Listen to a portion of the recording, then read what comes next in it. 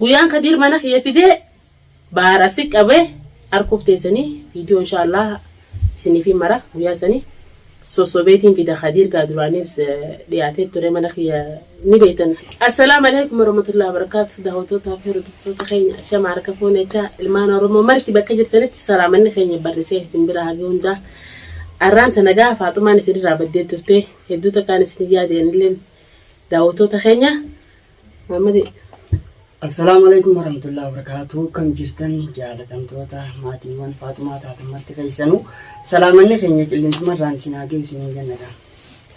أكاسي داوتو تافير دكتور هدوتا كان سنير رابدي أني هدوتا كان سنيا دي داوتو تخيا المانا رمو هندينو الرمال قبتي دفتي فاطمة نجتون كيسني نورمو الرا بس وانجباتي نور باسي ورا كومنتي تيسا ورا كومنتي نجلا خيسني فين كومنتي دي بسولفه كومنتي سنين ورا با فتيا في بحر بير دابدو ورن جتني امشير قالي تيسنين قبنا درانو سلا وما يسن جتنين ديمنا قالي تيسن غونغما ونجبسنو كننه فتياس بيران دابدا خيسانين له دقيقتين تري في فيديو لمباس نمله بيران دابتو جرا بحر له كسمتي والقبا قمداني دران دوسي اماسيس خدير فاطمه ديسي مانا خيتتي غرباسن ديسي أشديسي بحر وريا ميتنلي دوغادا أمشير قالي تيسنين ويان كدير مناخ يفيدي بحر أسيك أبي أركوف تيسني فيديو إن شاء الله سني في مرة ويا سني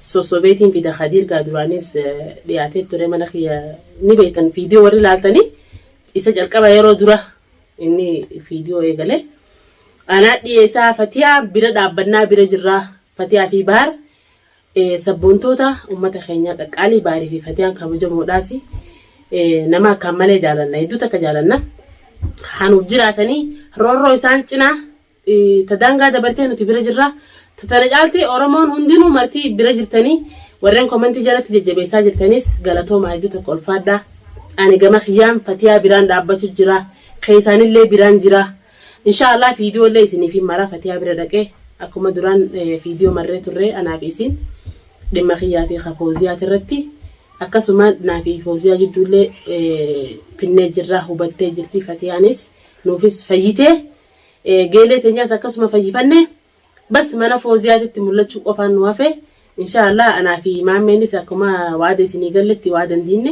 إن شاء الله ندينا ما نفوزيا وجنين دينا فيديو سني مرة دام سمي محمد.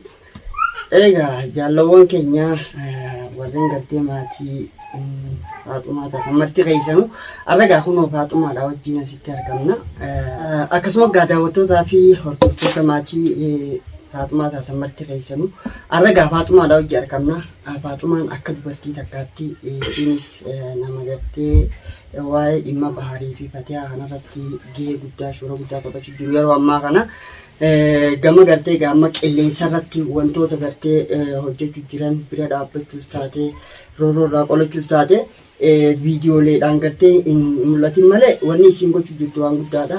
Kanaaf gartee har'a isiilleen waa'ee gartee isaanii kanarratti yaada qabduu fi koomentiilee isiin gartee dhiyeessitan gartee isin dhiyeessaa jirti waan godhuu dandeessurra. Sunif gaa dhimma gartee amma hadiir qabuu irrattis gartee isiinis gartee tattaaffii carraaqii cimaadhaan godhattee haa galatoomtu. Gamanumaa wanni jennu yeroo gabaabduu keessatti gartee hadiiris ta'ee murni hadiiris gartee inshaallah to'annaa jiranii oola. Nuti gartee akka amma isaan murni gartee shiraasan nutis gartee ijaarree jirra qopheessinee jirra nama hedduun duuba jira jootti nutis gartee Fatiyaas balloos ta'ee baaris kophaa isaanii hawaasni bal'aa kana keessaa itti bahanii gartee roorroo kana saaxilamuu yookaan roorrifamuu kana nutilleen garaan hin dandeenye sagalees ta'a turre amma qaamaanis ta'ee wajji jirra. Wanni kun akka furmaata argatee hawaasni gartee Oromoon bal'aa waan kanarraa baraaramuu barbaadna. Har'a wanni gartee yaanu isaan qofa baraaruu doon taane jarri kun hiddi isaanii gafagoodha. Wanni kun yoon tarkaanfii irratti hin fudhatamu nama biraallee galaafachuu dandeenya jennee jaanna. Asumaan gartee baharis balloos ta'ee Fatiyaadhaas isin bira jirra yoomiyyuu taanaan akkuma gartee qaamaan isin biratti argamne jechuudha. Gama biraatiin ammoo gama gartee amma Fooziyaadhaatiin wal qabatee dhimma Fooziyaatis akka gartee haleessa obboleeyyan turre akkasumatti waliin dhaabbachaa turre bal'oo fi rakkoodhaas hojii dabarsaa turre bu'aa bahii hedduudha hojii dabarre garuu maal janseete shumoo keessaa qabu isin dhamuu jedhanii namni gartee egaa namumaan namaas waliin fixa akkan taanetti gartee akkamti wal dhoofnu gartee egaa waan hojjetame jechuudha. Sunillee gartee egaa Fooziyaadhaa wajjis alhamdulillahi walitti araaramne obboleettii teenyallee araarfannee jirra. Garuu yeroo gabaabduu keessatti viidiyoo bareedaa isiidhaa wajjis qabannee. Akkasuma egaa waan bareedaa hojii bareedaa takka waan isin gammachiisu tagartee warri gartee nu qeexxan koomentii adda addaa nu barreessan kagartee nus arrabsitan gartee itti gammaddan qabannee dhiyaanneeti qabna sanammoo sagantaa bareedaa takka qophannee dhufuudhaaf qophii gartee itti jirra itti qophoofneeti inshaallah waan bareedaa takka isin dhiyeessina akkasumatti gartee dhugaa rabbii dubbachuudhaaf wanni gartee nuti gama gartee amma baharii fi fatiyaa irratti godhaa jirru dhugumatti hedduu takka halkanii guyyaa gartee wajjin tarkaanfachaa jirra cinaa dhaabbachaa akkasii wajji dhaabbachaa jirra jechuudha. Kanammoo roorroo qolanneetuma gartee isin garsiisu keenya mee atis waan dabalataa hanga dhiyeenya kana ga'a atis fatiyaadhaa wajji jirta akka obboleettii takkaatti har'a gartee fatiyaan kophaadha jirti gama dubartiitiin jechuudha nuti illee gartee egaa hojii jirra ammoo akka dubartiitti dubartoota keessaa namni gartee qaamaanis itti dhiyaatee maal keessa akka isin keessa jirtu akkamitti ooltee akka bulu jirtu quba qabu gartee sii atoomee qaamsi gartee gama kanaan daawwattoota ibsitu wanni silaa gartee jechuu beetu sumaan jiinsi. Fatiyaa jechuun dhugaadha. Fatiyaa jechuun qaama keenya. Fatiyaa jechuun haadha siinqee teenya. Baarii fi sii gongumaa arroorroo hangan takka roorroo xiqqeeshoo takka. Fatiyaa fi baara irratti deemtu hin fedhu. Jarri dhaadee muluukaadhaa isaan hundinuu guutuu isaanii yoo akkamma isaan dhaadatan sanitti fatiyaan maaliif miskiina. Keessaan amma yeroo meeqaa na dhoorkaa jirti ani. Fatiyaa bakka tana karaas nu duraa maqii ani gama kiyyaan akkasiin jeeni nu duraa maqii fatiyaa uummanni kun maaliif walleen kophaadhaa kophatti harkannee jechuuf akkanas irratti muluukaa fi isaan cufti xarra jeeniitiin fatiyaan na dhoorkaa jirti. Fatiyaa jechuun miskiina ni beekanii daawwattoota.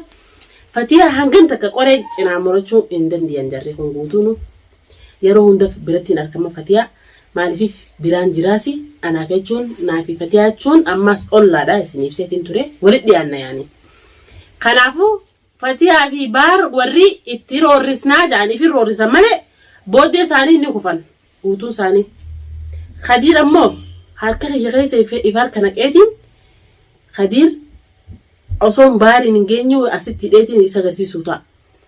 Ati qoy ajaa'iba akkasii miti guddaa daawwatu dura teessee kanatti kana maaliif kana isa kana qabuudhaaf gartee yaaliin hin godhamin jiru ammallee gartee egaa godee inni jiru gartee baafnee gartee rarraasuudhaaf gartee jala jirra ati immoo qulfiin addaa taati qabdu taa Khadiir kanaan akkanatti barreessa anaaf fida barreessa Khadiir jechuun daawwattoonni maaliif koomentii jalatti Faaxumaati isa mana keetti dhiyeessii maaliif naan jaan akkuma isin naan jettan laakiin qaalii teessanii godha daawwattoota hedduu takka waan isin jaaladhuu fi isinis waan na jaalattaniif waan karaa roorroo daangaa dabartee cufarraa isin dhoorkaa turtanii hedduu takkaan isin jaaladha maaliif gaafa naaf obboleessi kiyya iftuu sayyuu waliin akkasiin rabshaa turrees shoora san keessaa na kadhachaa turtanii boodarratti egaa isiniin najjihee Faaxumaa dhaabbadhu waa'ee kana keessaa bahii hin bahuu jeetiin lolee ture. Eegaan keessaa bees ammallee egaa jarri kun akkuma argitanii rabshaa addaa jiranii maaliif silaa itti dirbadhee waa meeqaas nin godha. Buutii namaa keessaa harka fudhadhuu naan jettan. Bahii keessaa guutumatti harka dhiqadhuu keessaa bahii. Maal keessaa goota? Daawwattoota obboleessarraa daawwattoonni maashaallah yaani qaaliin teessan hedduu takka deemti daawwattoota. Bas ammallee duraan dursee koomentii jala naa keessan koomentii teessan laaleetiin dirmachuu sanillee deema. Maaliif isiniitu na gobbuuseesi ammas yoo ol deebistanis yaanni isinirra jira. Deemi itti dhagiitii obboleessa dirmadhuu jettanis akka isaan wal godhaa jiran sana ni gunguunaaf hin taane isaan lachuutu iftuus haa ta'u Abrahaamis haa ta'u maaliif inni na aarsee guutumatti na aarsee amma immoo iftuun roorrifamuun fadhu. Duraan isa waan inni roorroo isaatanii deebiin qabaami amma yookaan kaan iftuu wajjin kana dura rabbeetiin funyaan isaa lafarri guutaa. Dhugaama iftuu wajjin dhaabbata. Obboleessa kiyya dhaabbadhu siin kabaja ammallee isii wajjin hin dhaabbadda ganaan. Wanni iftuun goote san osirriidha ta'a. Wanni isiin goote moo san dhimma jaarsaa jaartiitti nan dakalu hin seenin naan jennin na buusanii jiru. Inni godhee Ta isaan lamaan godhasanii daawwattoota itti dirmadhu jettanii itti dirmadheetiin waan san cufa qaamaan keessa dhaqeetiin isiniif mara. Ammoo dura koomentii naa barreessaas jalatti yaada keessanii hin deemani. Akkana jiru hin seenu maaliif obboleessa kee taatu ati bultii isaa keessa harka bahii harka keessaa fudhadhu hin seenini dhimma biroo malee yoo jettanii na gabbuufsan ammallee hin seenu. Viidiyoo tanarratti koomentii teessan laaleetiin bira dhaqa akka obboleessa kee godhu jirus naaf hin taane akka sayyuun tii godhu jirtus naaf hin taane. Kun cufti naaf hin taane maaliif manguddoon akka nama takkaatti teessee fitte. Akka gama isaa taate immoo iftuun tuqamuu hin barbaadu ganaan. Hangama iftuuti garagaleetiin jira karaa sanitti. Maaliif tanuma duraan irratti rabshaan godhee balaa meeqa fuutee khasaaraa meeqa taatee miidhaan garagaraa cuftiin irra geessee shoora kana namni taphate isa obboleessa kiyya Abiraayim obbo Hudii taphate. Kanaafuu daawwattoota qaaliin teessanii deema maaliif waan isin jaalannuuf waan isin kabajnuuf isinillee akkasuma bakka guddoo nu qabdanii nu jaalattaniis yaada keessanii ni deema. Koomentii jala naa kaayaa maaliif jee duraan keessaa bahee naan jammoo kam. Ammas mee akkatti isaan itti si deebisan. Amma yaada hawaasumaaf dhiifna. Isaaniif dhiiseetiin deebisana. Akkamitti deebi'u yoo ta'anis akkaataa isinti deebitus barreessaa. Isaan akka seentus. Gochi lamaan gartee godhamee moo sirrii miti kamtu sirriidha kamtu sirrii miti.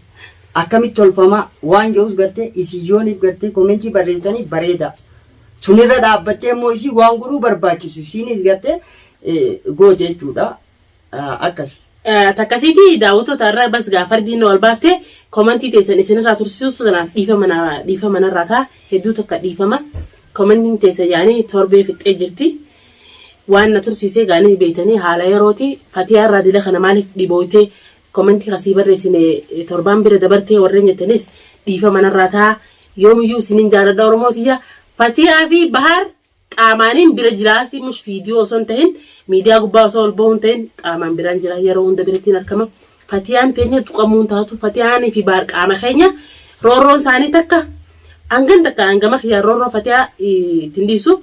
Ammoo Khadiir anaa isiniif dhiyeessa daawwattoota akkuma jettanitti akkuma duraan karaa irra keessanii dhiisa. Waada seentaa fi baay'ee. Asii fideetiin akkumaan gaafa kaan godhanii beekan isaanu Khadiir akkasumatti fideetiin mana keessatti isin garsiisa. Arra viidiyoon qabannee dhiyaanne tanuma fakkaattii daawwattoota keenya hanga qophii nagaatii walitti jaanutti assalamu alaikum.